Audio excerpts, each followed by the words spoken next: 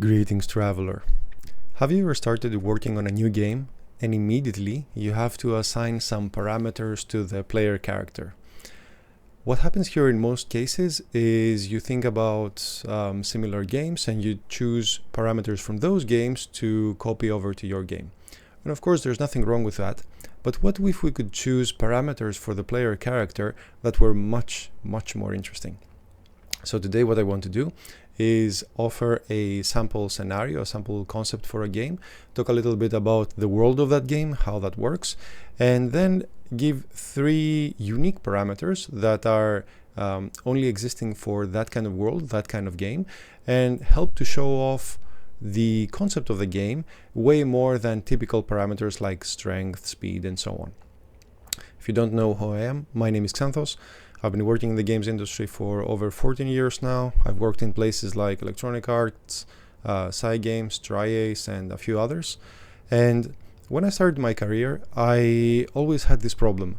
I would have to create a new game or a new prototype for something, and for the player character, when I had to assign parameters to see how we measure that character's performance, I would always copy over the most common parameters we find in games. So that would be, if we're talking about a character for an action type game, then usually we have strength, speed, level, things like that. And there's nothing wrong with having these parameters. I think they make a lot of sense and many people understand them. And it's fine to use them or to use them in addition to parameters that are more specialized. Why do I talk about parameters other than these common ones? Well, because here we have a great opportunity to, through the parameters we choose for the character, to tell a different story. So let me put this into perspective. Let's say we're making a game that is all about showing that there's no difference between good and evil. There is only a choice of what you wish to do or what the player wishes to do. Now, this is not to make a grand statement on life, but this is a particular narrative that this game wants to explore. So that good and evil is just a choice, it's in the eye of the beholder, you could go either way, and ultimately the player's choice is what matters here.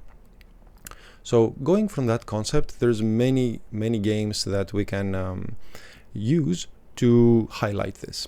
So for this example, let's go with a game that's an action game, and it's fantasy based, and it's based in a forest, and the main character is a unicorn.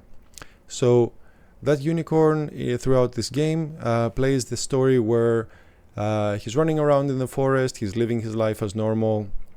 However, one day he discovers this type of corruption taking over the forest. Some creatures are turning into monsters, some rivers are turning black and disgusting, some trees seem to be dying or transforming, and so on. And here the unicorn has to make a choice.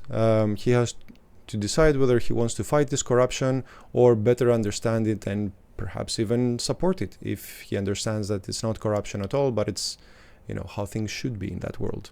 It's all up to the main characters as the unicorn's choice. So going with this very different type of concept, we then have to decide what sort of parameters will support this narrative. So when we're assigning parameters to the unicorn to show his progress through the game, through the levels, how he gets stronger or how he changes from his choices and from what happens around him, of course, we can use the standard strength, speed, and so on.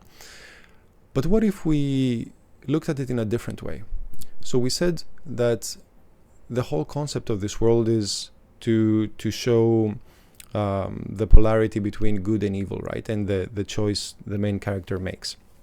So let's go with these 3 parameters to better highlight that. And I will explain why I choose these 3.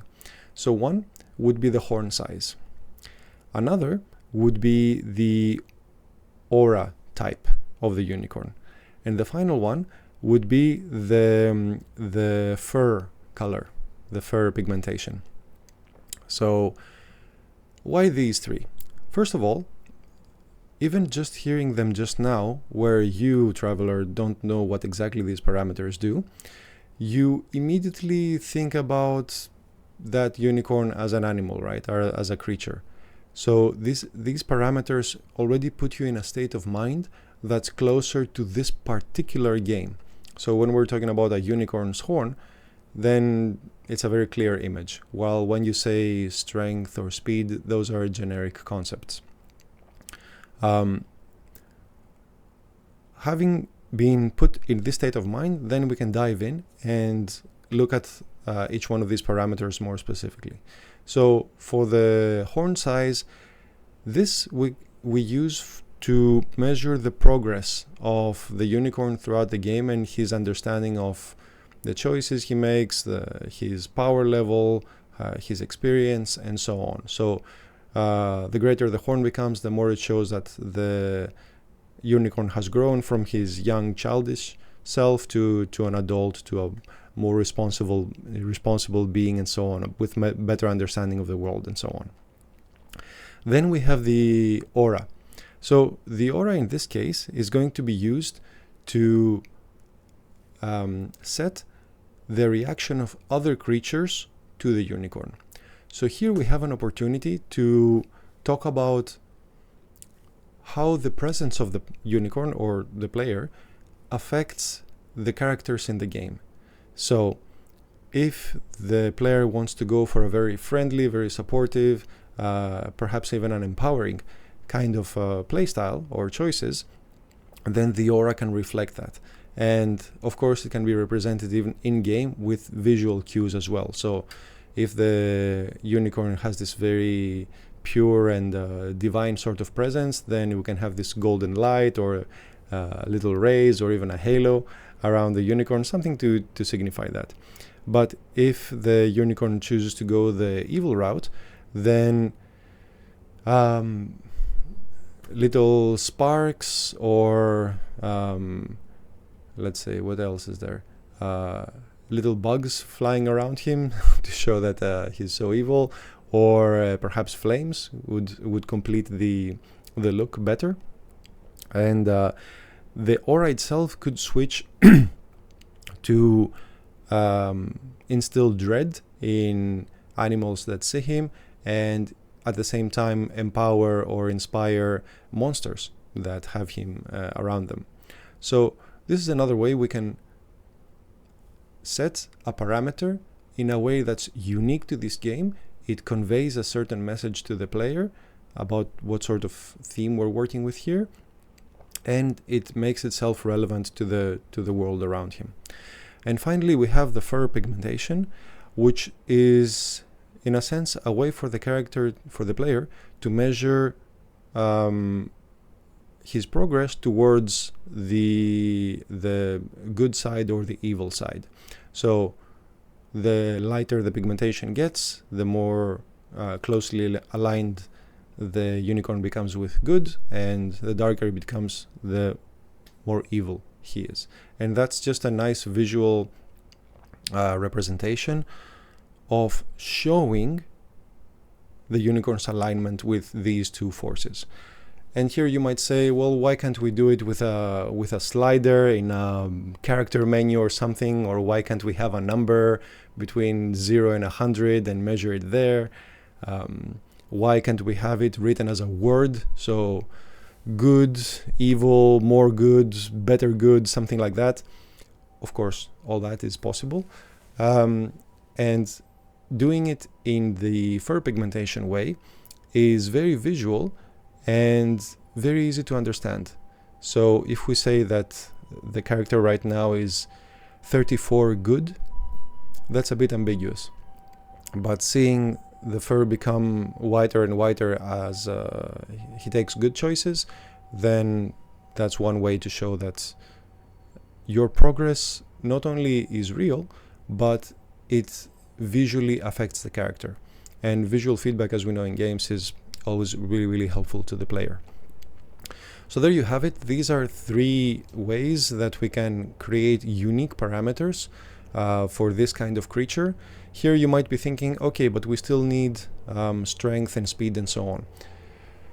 And depending on the choices you make for this game, if if you choose to make a game like this, that can be true. But maybe the other parameters that we create make it so that the player doesn't care what his unicorn's strength or speed is and so on. Maybe maybe we can design the aura parameter to be powerful enough so it affects the creature's behavior towards the unicorn so much that a power stat would be meaningless or even not necessary. And the same for speed. Perhaps the unicorn's speed doesn't change so much during the game, or it becomes faster no matter what you do, or it doesn't become faster at all, because unicorns can be fast to begin with in this world. So this is one way where you can set your mind in a mode where you're thinking about the specific use case of this game and what this particular game is trying to achieve. And by thinking about what parameters will best bring out the theme of this particular world, you can save yourself a lot of work. First, by not having to generate a bunch of parameters that you don't really need for a game like this. And also, for saving yourself time explaining to the player what unicorn intelligence, for example, means in the setting. Since, I mean, unicorns are smart, but what difference does it make more or less smart? So that would be very ambiguous. But one of the parameters that we mentioned, for example, the horn size and the aura and the pigmentation and so on, those are very visual, and the player can see little by little the progress through the game, and by those visual cues changing upon important events during the game, the player can make the connection, and a visual cue like the color or the aura effects and so on, because it's visual, it has a much better, much clearer impact in the player's understanding of the game than a number changing somewhere in a menu. Sorry, my voice is doing the usual thing and attacking me. Anyway, that's it for the parameters. Let me know what you think of having unique parameters for games like this. What have you used before? If this makes sense to you, and if you have questions about how you would adapt this to a different type of game, or for a game that you perhaps are working on, Traveler, please let me know in the comments and I'll do my best to answer. Anyway, that's it for today. Thank you so much for watching, and as always, have fun.